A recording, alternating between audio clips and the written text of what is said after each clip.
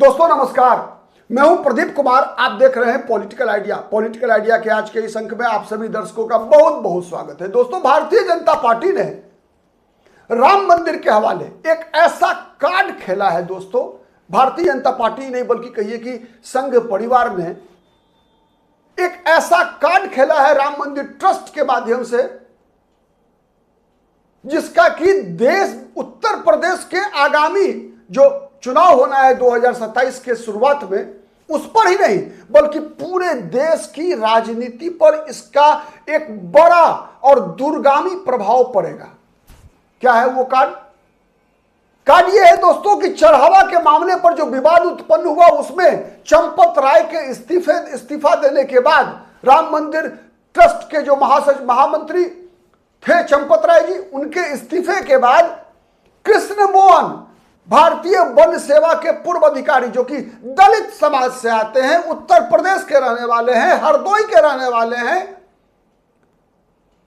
2012 में सरकारी सेवा से रिटायरमेंट के बाद जिन्होंने आरएसएस का काम करने की शुरुआत कर दी थी, उन कृष्ण मोहन को राम मंदिर ट्रस्ट का महासचिव बनाकर एक बड़ा गेम सेट कर दिया है भारतीय जनता पार्टी ने और संघ परिवार ने।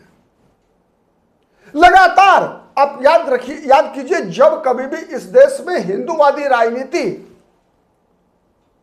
की बात हुई, तब हिंदूवादी संगठनों पर यह आरोप लगा, चाहे वो आरोप लगाने वाले सेकुलर पॉलिटिकल पार्टीज हो, चाहे वो मुस्लिमवादी पार्टीज हो, चाहे वो क्षेत्रीय पार्टियां हो, चाहे वो वामपंथी राजनीतिक दल हो, सबने विशेषकर भारतीय जनता पार्टी पर यह आरोप लगाया कि भारतीय जनता पार्टी केवल उच्च वर्गीय हिंदुओं की पार्टी है और हिंदुत्व में दलितों का कोई स्थान नहीं है, दलित अस्पृश्य है, दलित अछूत है।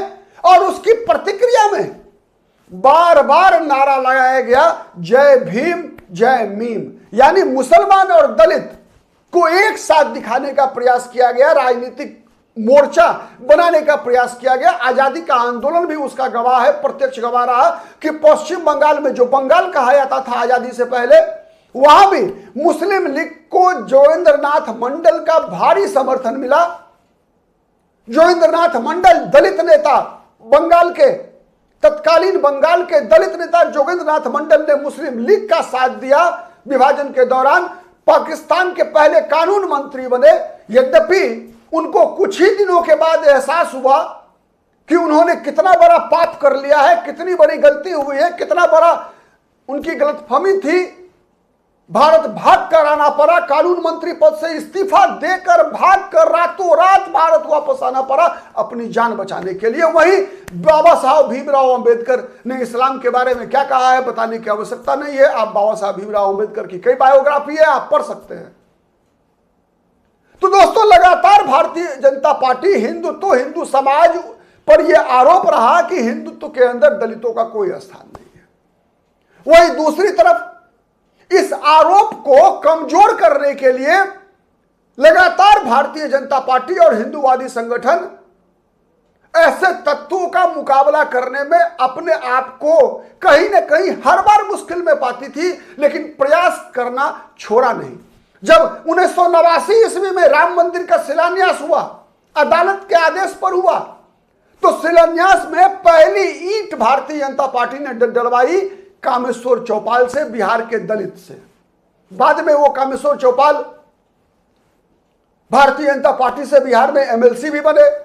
राम मंदिर ट्रस्ट का जब निर्माण हुआ, अदालत के आदेश जब राम जन्मभूमि न्यास के पक्ष में आया, उसके बाद जब राम मंदिर पुनर्निर्माण की प्रक्रिया की शुरुआत हुई और उसके लिए ट्रस्ट बनाया गया, तो उसमें कामेश्वर चौपाल, जिन्होंने राम मंदिर के शिलान्यास में 1989 में पहली ईंट डाली थी, दलित समाज के व्यक्ति, उन्हें भी इस ट्रस्ट में शामिल किया गया था सदस्य के रूप में। लेकिन जब पिछले वर्ष उनका निधन हुआ, तो फिर एक दूसरे दलित समाज के व्यक्ति इन्हीं कृष्ण मोहन को, जिन्हें अभी अभी चंपत राय के स्थान पर राम मंदिर ट्रस्ट का महामंत्री बनाया गया है, उन्हीं कृष्ण मोहन जी को इस कामेश्वर चौपाल के बदले राम मंदिर ट्रस्ट में एक मेंबर के रूप में उनकी नियुक्ति हुई। अब वही कृष्ण मोहन चंपत राय का स्थान ले लिया है और विश्व राम मंदिर ट्रस्ट में उसके संविधान के अनुसार महामंत्री सर्वोच्च पद है। महामंत्री सर्वोच्च पद है, उन्हीं के नियंत्रण में ये पूरे मंदिर की व्यवस्था काम करेगी। तो दोस्तों, सामाजिक प्रभाव तो अपनी जगह है, समाज पर तो प्रभाव हिंदुत्व की राजनीति का तो पड़ा ही है। आप देख रहे हैं कि पश्चिम बंगाल में ममता बनर्जी के खिलाफ अगर किसी वर्ग ने सबसे पहला मोर्चा खोला था तो वो दलित समाज के लोगों ने मोर्चा खोला था, क्योंकि दलित सर्वाधिक पीड़ित था। वहां मतुआ समुदाय के लोगों ने, राजवंशी समुदाय के लोगों ने पश्चिम बंगाल में सर्वाधिक सबसे पहला मुकाबला करने का प्रयास किया था ममता बनर्जी की तुष्टीकरण की नीति से। आज भी बांग्लादेश के अंदर जो भी घटनाएं घटी आपने देखा, चाहे वो चंदन दास हो, चाहे वो कोई भी दास हो, चाहे वो मुर्शिदाबाद की घटना हो, चाहे बांग्लादेश की घटना हो, चाहे भारत के अंदर हो, चाहे भारत के बाहर हो, हर जगह सबसे पहला प्रताड़ित कौन होता है? दलित समाज के लोग। तो एक जो बराबर लगातार जो मोहन भागवत, जो आरएसएस के सरसंघ चालक है, प्रमुख है, पूरे संघ परिवार के मुखिया हैं, बराबर कहा करते हैं कि एक कुआं, एक मंदिर और एक श्मशान, एक कुआं, एक मंदिर और एक श्मशान होना चाहिए हिंदू समाज का। तो उस दिशा में एक मील का पत्थर है ये कृष्ण मोहन जी का राम मंदिर तीर्थ क्षेत्र ट्रस्ट का महामंत्री बनाया जाना एक बड़ा मील का पत्थर आने वाले दिनों में साबित होगा। दोस्तों, जब जब हिंदूवादी शक्तियां इस देश के अंदर एकजुट होने का प्रयास करती है तो सबसे ज्यादा तोड़ने का जो प्रयास होता है वो होता है जाति के मुद्दे पर।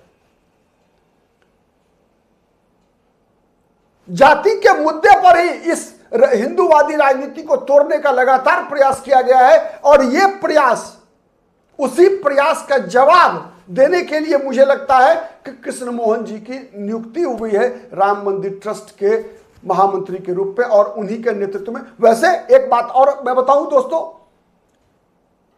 यह कहना पूर्णतः सही नहीं होगा कि कृष्ण मोहन जी की नियुक्ति राम मंदिर ट्रस्ट के महासचिव के रूप में केवल इसलिए किया गया है कि वो दलित समाज से आते हैं।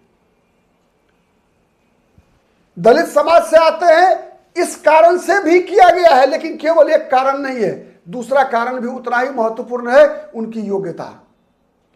2012 में अपने सरकारी सेवा से अवकाश प्राप्त करने के बाद आरएसएस के अंदर जिस प्रकार जब कभी भी उनको जो भी जिम्मेवारी दी गई, उस जिम्मेवारी का जिस प्रकार से सफलतापूर्वक निर्वाह किया है कृष्ण मोहन जी ने, उसका भी एक वह भी एक बड़ा कारण रहा है कि कृष्ण मोहन जी को राम मंदिर ट्रस्ट का महासचिव बनाया गया है।